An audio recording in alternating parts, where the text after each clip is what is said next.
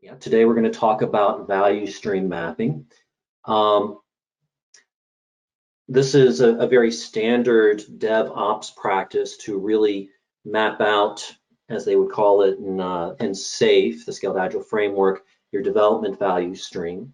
But I'll just say up front that this can be used to visualize any kind of process. It doesn't have to be super technical. And what you want to be able to do is really to be able to identify a lot of these kinds of things. And I'm sure many of these will sound familiar to all of you. You want to be able to find the handoffs and see how efficient or inefficient those are. You want to get visibility into your pipeline, whatever that value stream looks like. Identify the siloed communication and get people to talk to each other. Make sure that you eliminate any defects and handle the bottlenecks. So, again, going to the questions in the chat, are there, how familiar does this stuff sound to you? And are there other types of organizational challenges that you have that you think value stream mapping could address? Feel free And George, to put that in there. Yep, go ahead, some Audrey. things people are looking to learn today are we're somewhat bad at prioritizing an overflowing backlog, interested in value-based prioritization, facilitating a value stream mapping session, Ooh, just a okay. refresh on value stream mapping. Let's see. I've always found value stream mapping concepts hard to apply in software development, so looking forward to seeing it mapped out. Sizing the value stream, and lots more. One more, explaining it to leadership. Okay. All Right. right. Well, I think we should be able to address almost all of those in this short session. So I'll get to it. So this is the basic agenda. We're going to talk about what a value stream is and what the value stream map is related to that. How to interpret the value stream maps that you come up with, how we should map our value streams, and then we'll actually walk through a couple of practical examples on how to improve your value streams. So first, a value stream consists of all the steps, the people, even some of the systems related to converting a concept to cash or whatever that end delivery of value is. Right here in this picture, these are steps that are very much related to what a development value stream would be. I mean, you have the idea, you do some designing, coding, testing, building, deploying. Eventually, you're actually delivering value to your customer and then feeding that back into your system. That's the idea behind a value stream. So then what does a value stream map look like? Well, what you need to do, and once you know the steps that are associated with your value stream, it's important to attach some measurements to that value stream. This basically maps very nicely to these steps that are right here, but we need to understand who are the major groups associated with each one of these steps, how long it takes to actually add value in each of the steps, what the wait times are between each step, and how complete and accurate each step is. So the metrics that are actually attached to each one of these steps are in this value stream map and bear a little bit of review. So LT stands for lead time. There is an overall lead time for the entire process, but it's important also to understand what the lead time is for each step. And what the lead time is, there are all these measurements here that you would see in each one of these steps. And to really actually go over a little bit more detail, what we can find is that this lead time actually is adding the process time plus the wait time between each step. There's an amount of accuracy attached to each one of these steps. And I'll go over this in a bit more detail in a touch, but what we want to be able to do is measure all of it. And when we get these measurements as a baseline and going forward, all of this can allow us to really do some continuous and relentless improvement on all of this, okay? So the reason why we want to map our value stream, and going back to the notion of DevOps, is that mapping our value stream actually answers all of the questions in all of the 3 ways of DevOps.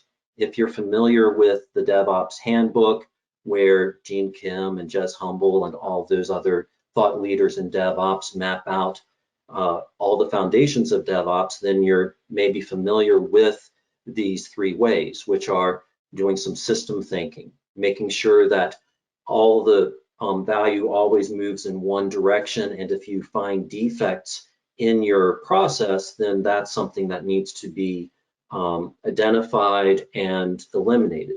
The second way is amplifying the feedback loop. So you want to make sure that you can shorten and all of your feedback loops, amplify them, make sure that you're doing things really as quickly as you possibly can. And then that third way is really the continual experimentation and continuous learning. So, thinking about some of the things that are on this map, you can see how this value stream map really emphasizes, reinforces all of those ways. Making sure that you are eliminating any inaccuracies in the value stream map. Really make sure that everything's moving in one direction, that you are not delivering defects, you're actually delivering value. Making sure that you're eliminating wait times, and you know where those wait times are, makes it so that you're shortening your feedback loops. And trying to figure out what you need to do in your value stream to improve things is really emphasizing that third way of continuous experimentation and continuous improvement. Okay, so this value stream mapping becomes a really foundational part of your DevOps process, and really the cultural transformation that has to happen in DevOps to make sure all of these things are happening. All right, a little more detail about your value stream map and what those measurements are, what they mean. Because I think this is really important if you're going to do this on your own in your own organization. So once you have taken the measurements and metrics and applied them, it's important to understand what each one of them means. The process time, or PT, that you put on each step is the amount of time that is actually done to add value on that step, which is actually, the arrow really should go from the beginning of the step to the very end of the step. But yeah, this one means that in code, there were 15 days of actual value added time on this step. But the lead time is all the wait time that happens from the end of the previous step to the beginning of the step. That's the wait time.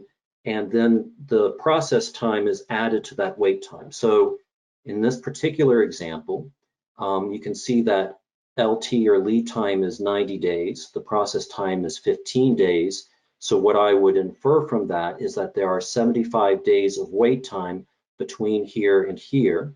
This is the wait time, and that's 75 days of wait time plus the 15 days of process time is the lead time for this code step. Okay, so that's how you arrive at each one of the metrics in there. Sometimes it can be a little confusing. And then the other really important metric on each one of these steps is the percent complete and accurate, which is how often work is completed in this step and handed to the next step down or the next group down, and it is rejected. It can't be accepted that time. So how often, well, it's not how often it can be rejected, it's how often it's actually accepted the next time down. So in this particular case, 60% of the time, the code is done and it's accepted by the testers, but then 40% of the time it's not, okay?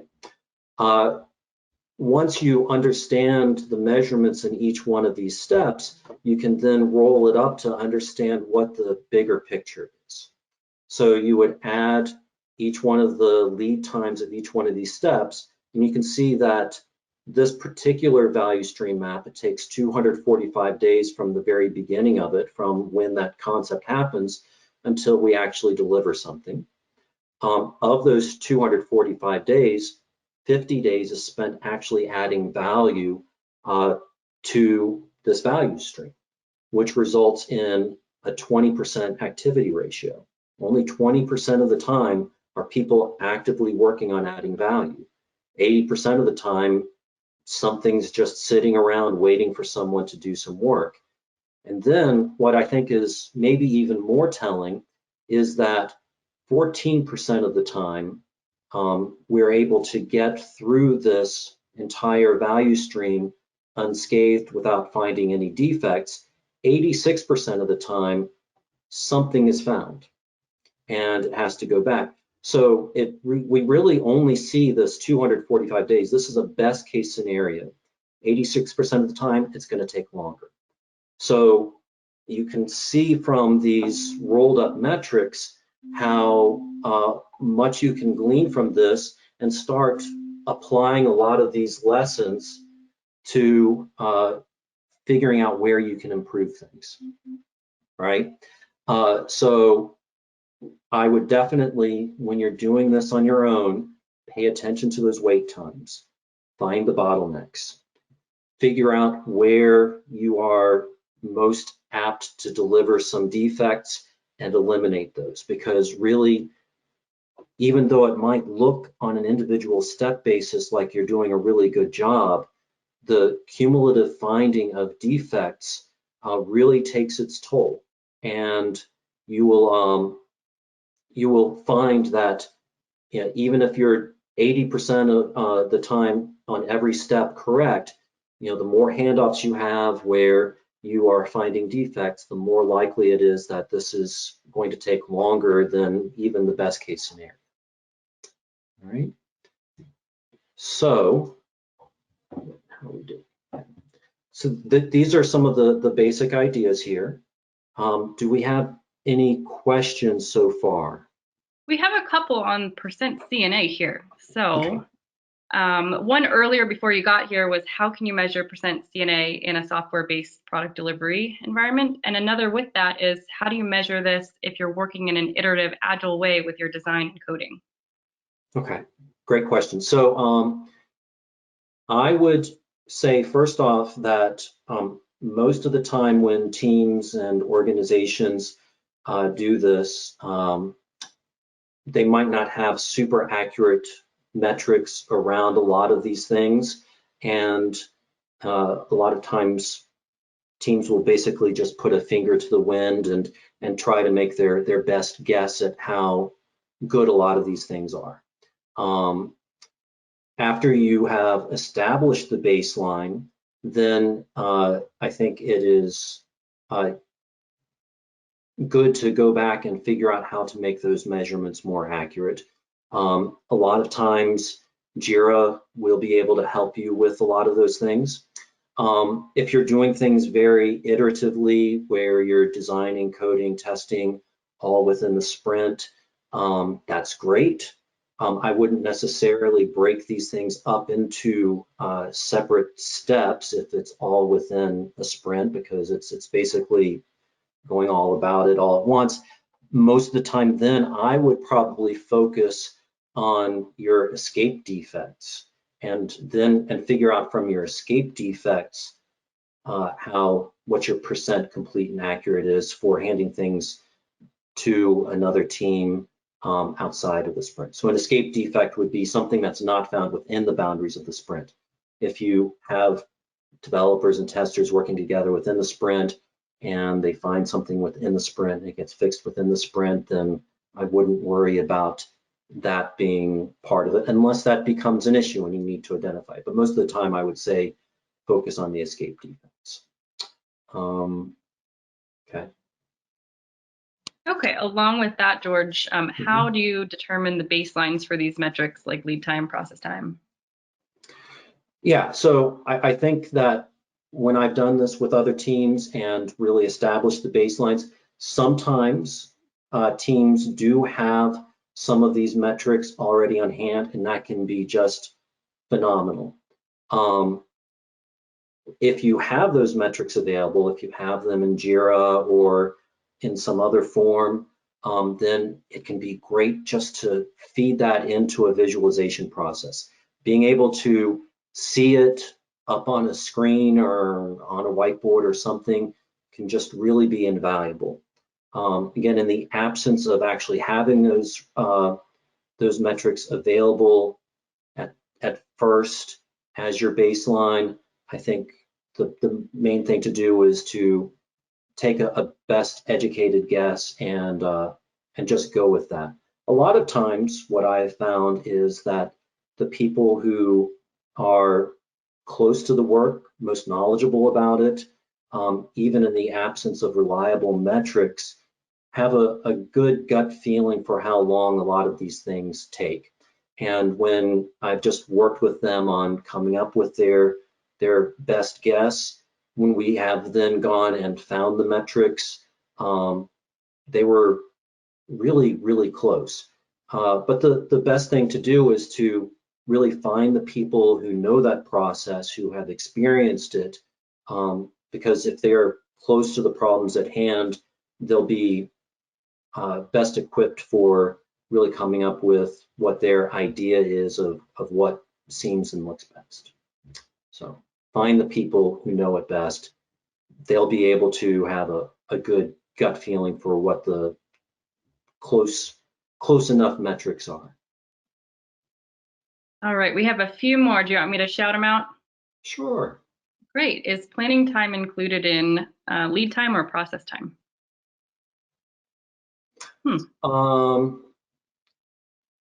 So, well, I would think, depending on whatever the step is, I would certainly include it in some aspect of process time. I think at that point, people are actually working on it. It's some active progress that's being made on that particular thing. I mean, if we're talking about something like coding, I'm not someone who thinks that coding equals typing. I think the entire activity of coding is a very intellectual exercise where there's a lot of analysis that goes into it. And so planning is included in it. Okay, how do you accommodate steps that need to be repeated? I think that sometimes at this level, it's a good idea perhaps to not overthink some of this and to maybe pull out a little bit and be a bit macro. So I do know that, you know, when I've worked with a lot of teams on this kind of thing, sometimes they'll get wrapped around an axle and try to dive into really detailed analysis about super micro steps and things that do get repeated a lot of times. Don't worry so much about that. Maybe pull back a level and look at it maybe at about 100, 200 feet instead of down at about the 1 foot level. The repeated steps sometimes are at the 1 foot level rather than the 100 to 200 foot. But having said that, sometimes once you have a good appreciation for the 200 foot level, you might want to then dive down a bit further and do some deeper analysis closer to the 1 foot level to figure out if there's some inefficiencies in some of those repeated steps. And I'll show you in a little bit a picture I did with one of my clients that was much closer to that 1 foot level, and that might help you with some of that. Super. Let's take this one more. Okay. We talked about this one, George. So this example is focusing on DevOps area. Very useful. What about upstream steps, business, legal, etc.? Right. So clearly my interest is on the DevOps side, a lot of CI/CD. And so most of what I've talked to you about this, so far is more on the technical side, but there's nothing that would restrict you from focusing on any aspect of the delivery process and doing end-to-end business agility. There are lots of things upstream from design that probably bears some investigation, some analysis. We have to make sure part of the cultural transformation that is important with DevOps is really bring the business side in, making sure that they are aligned with development, with IT, and that everyone's working together. To quote High School Musical, we're all in this together. So that they're a part of the process, and we want to make sure that if since DevOps is really about taking that systems view and making sure that we optimize the whole thing, it's important to do everything to optimize even everything that leads into this. I mean, if, as an example, if we were to just look at this particular view of delivering value to customers, if we were able to get this down to, say, 2 or 3 days, I mean, that would be great, of course, but if there's a lot of stuff that happens before it that takes several months, and maybe some stuff that happens after it that takes several months, optimizing this down to a few days doesn't necessarily bring a lot of value to the organization. So don't limit the scope of what you're exploring and trying to improve. Include as much of it as possible. This particular technique can be applied to any process in your organization. It doesn't have to be limited just to the technical practices. Awesome. And so for that particular question asker, we will definitely cover more business side value stream mapping at a future one. Take it away, George. All right. Thank you, Audrey. So, I wanted to basically open this up in Mural. Having looked at this already, design, code, test, build, and deploy, we can now go over to Mural and have a conversation about some things that we might do to improve this particular process. Looking at some of the metrics here, that the total time is 245 days, our process time is 50 days, activity ratio's not very good at 20%, and we have a rolled percent complete and accurate of 14%, which of course is also not good. A lot of this probably looks very waterfall. What kind of agile process using Scrum teams would have lead times of 90 days or test time that's 45 days? This is a very broken process. They might be calling themselves Scrum at some level, but agility has certainly exited at some point. So using some concepts that we're familiar with from Agile, let's talk through some of this. Have some ideas, put them in the chat. I'm going to go over to Mural right now, I hope, yep, and actually talk through some of this with you. So I actually have put together a DevOps transformation canvas here. I won't go over all the quadrants here, but here's our current state where I've mapped out the design, code, test, build, deploy with all of our current metrics. And I think it's nice to start with our current state, kind of take a snapshot of that. That's our baseline. But now we can actually talk through some things that we might be able to do to improve this. One of the first things that we should do is think about some of these wait times, these excessive lead times that are right here, and think about some things that we could do to eliminate them. That would be a first step.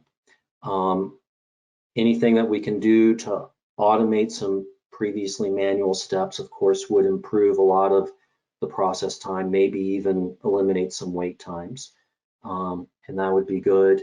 And one thing that I think a lot of organizations at least assume going into this is that maybe what we would be doing is simply consolidating or eliminating steps, eliminating handoffs, and that's a great way to approach it. But sometimes, maybe especially if we have a process that is more apt to deliver defects than value, maybe it would be even worthwhile to introduce to add some steps that could lead to better collaboration and therefore deliver more complete and accurate things. So looking at making some changes here, does anyone have some ideas for some things that we could do to improve this future state?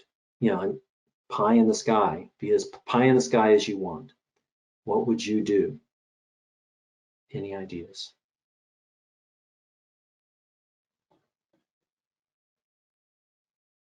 None yet, but as folks get some ideas in about how they might improve that, we did have a question. Okay. Could you restate the calculation between design, code, etc.? If that's an easy one to hit now. Sure, yeah. So, in fact, I can probably do some things in Mural here that would be very nice and easy.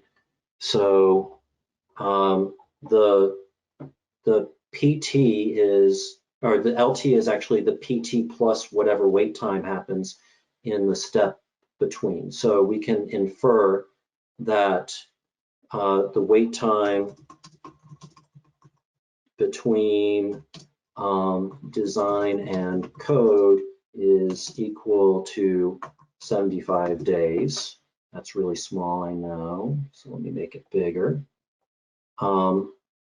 So that 75-day wait time plus 15 days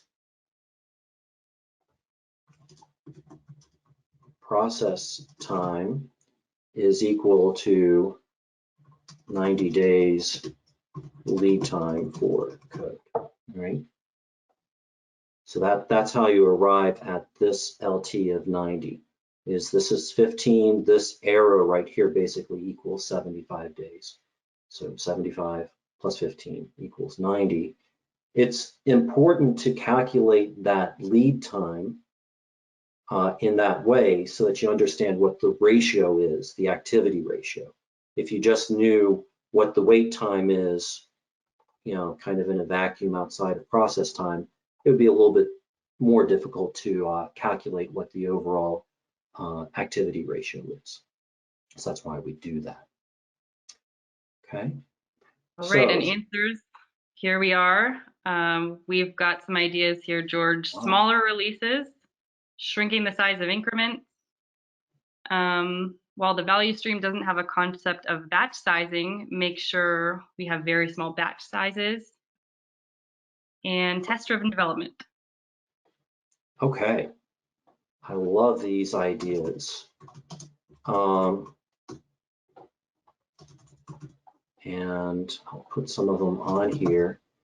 So I think the small batch sizes is a great thing to think about with this, because even starting at the beginning, I would assume that the reason why it takes 15 days to do this, and then there's probably a lot of discussion that's happening leading to an excessive wait time before and after, before it even gets to coders, is because of all the batch sizes associated with it. So things really aren't flowing very efficiently.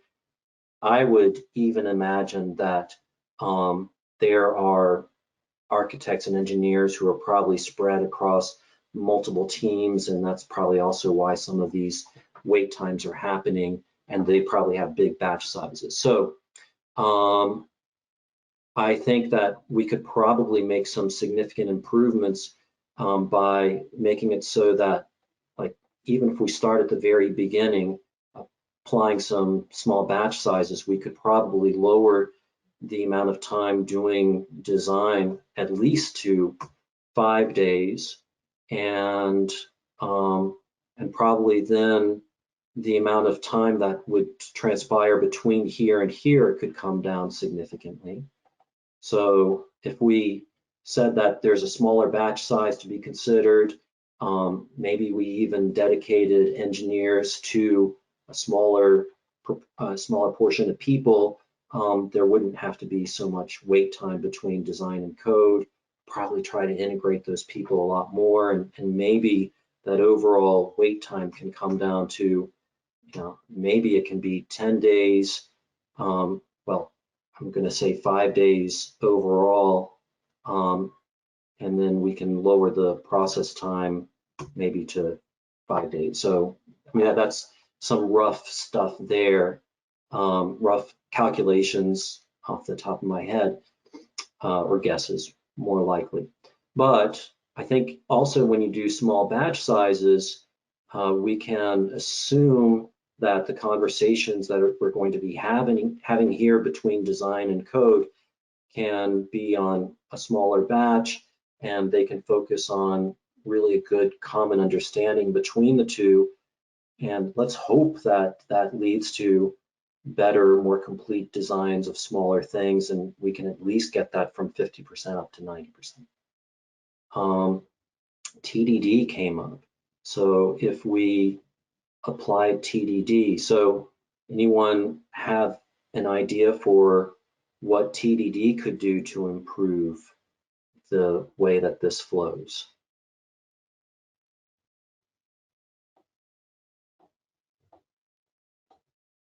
I would think that if you're doing test-driven development and you have developers who are really conscious about writing tests first and paying attention to those quality issues, then you're probably a lot less likely to deliver defects. I mean, I would hope it's about 100%, but let's be less optimistic and say 95%. I think that's reasonable to say with TDD, coders are going to be delivering things to testers in a lot more accurate way. So I think that would probably be good. And maybe again, we can do some smaller stories, and maybe the process time on a single story can come down to maybe 3 days. We can lower the overall lead time there. If there's a wait time of 5 days, that can come down to 8. One thing I would also consider doing, by the way, is maybe eliminating this handoff and making it so that the team is all working on coding and testing all at the same time, and that, you know, therefore we're not really adding lead time and process time to this process, but it's all wrapped up in one, that the Scrum team is coding and testing in a continuous way within the sprint. Anyone familiar with BDD and Three Amigos? So I think it would be useful to do a BDD Three Amigos as maybe an additional step that could also build a lot of common agreement on what specifically is happening here, so that you can be a lot more assured that what is being handed off is super complete and accurate, so that when you get things to build, you don't have to worry so much about all of those things happening. Hey, George, we have a question. Can you just give us 30 seconds on who and what are the Three Amigos? Oh, yeah. So that's a great question. And sorry to just assume that people know what that is. Three Amigos is a really useful tool conversation to have. Really, as you're grooming your stories, it's important to have at least the 3 perspectives of developers, testers, and business to make sure that at the end of your Three Amigos session, you have a story that is valuable, feasible, and testable. If you understand as a team with that story what it's going to take to test something and make sure that it's done, and everyone has that common understanding, the likelihood that at the end of the coding and testing process that you find a defect in that is significantly lowered. That Three Amigos session is an important session for grounding everyone involved in the story in what it's going to take to get a story done and to understand the full scope of that effort. It's a really important thing. It's a key part of BDD, or behavior-driven development, as well. Okay. Not a lot of time left. I also wanted to to show you, so what we should be able to do from this, going from the current state to the future state, you can already see where we would be able to make some modifications to these numbers and show some significant improvement already. And that is great. There was a question a little while ago about, what if you have a lot of things that are repeating, and I mentioned that it could be useful to do a deep dive into some aspects of that process. And so I quickly want to show you what I've done with another team to help with that. So this is not the full value stream that I did, but I was working with a systems team somewhere where they do a lot of functional and performance testing for various teams that they work on. And they actually had a wealth of metrics that they were able to provide to me. They were all in a spreadsheet, and I helped them visualize really what that process looked like for them from the beginning of their process until it finished. And there's some, I think, some important realizations here. So here we go, sorry. One thing that I want to really emphasize to you is that I grouped the Team 1 functional and performance testing as one because they were running these processes in parallel. And same happened with Team 2 functional and Team 2 performance. One of the really important realizations here was that even though there were some very obvious improvements we could make to the performance tests, we understood that because they ran in parallel with the functional tests, we wouldn't necessarily be improving the overall picture much because the functional test, the performance test was running already a lot faster than the functional test. So what we wanted to do was to identify the areas that really needed the most improvement in the functional tests. And once we improved those and got them to at least be around the same amount of time as the performance testing, then we would be able to see some improvements we could make in the performance test. But at this point, the long pole in the tent was the functional test, and that's where we identified that we needed to make the most improvements. I used some visualizations in Mural to help us along this path that fell a little bit outside some of the things that I've already shown you, but I think are important. They had identified the ones that have the red stars were the ones that were most apt to have some big errors in them and would require the most rework.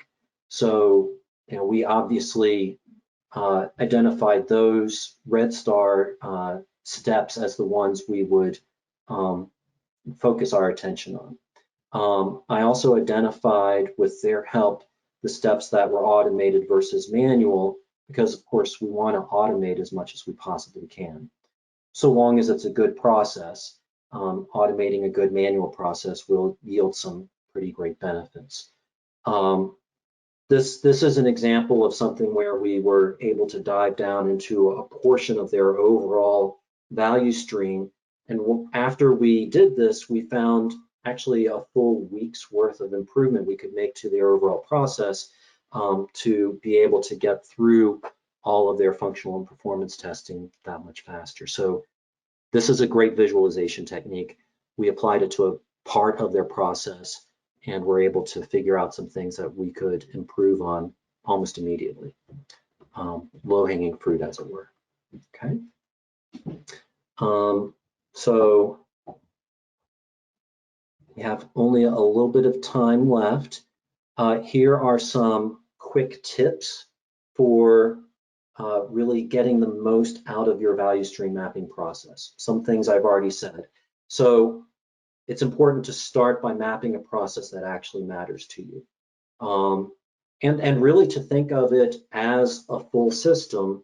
If you optimize only a part of it, as I mentioned here, if we'd only optimized the performance part without looking at the functional part, we wouldn't have necessarily yielded a lot of value. But starting with a process that matters is really important. As I said earlier, for the first time, don't worry a lot about precise measurements. Establish that baseline. Sometimes that will tell you where you need to get some better measurements for next time.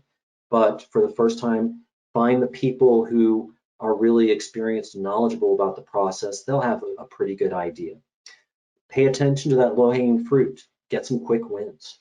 I think it is important to focus on automating as many manual processes as possible, but don't automate any broken manual processes. Fix them first. Focus on those big wait times. Try to eliminate those bottlenecks as much as possible. And then finally, make sure you have a value delivery pipeline and not a defect delivery pipeline. So focusing on the areas where you're not delivering complete and accurate work can also yield some big improvements. Okay. That's it for what I have to present. Happy to open the floor to any questions on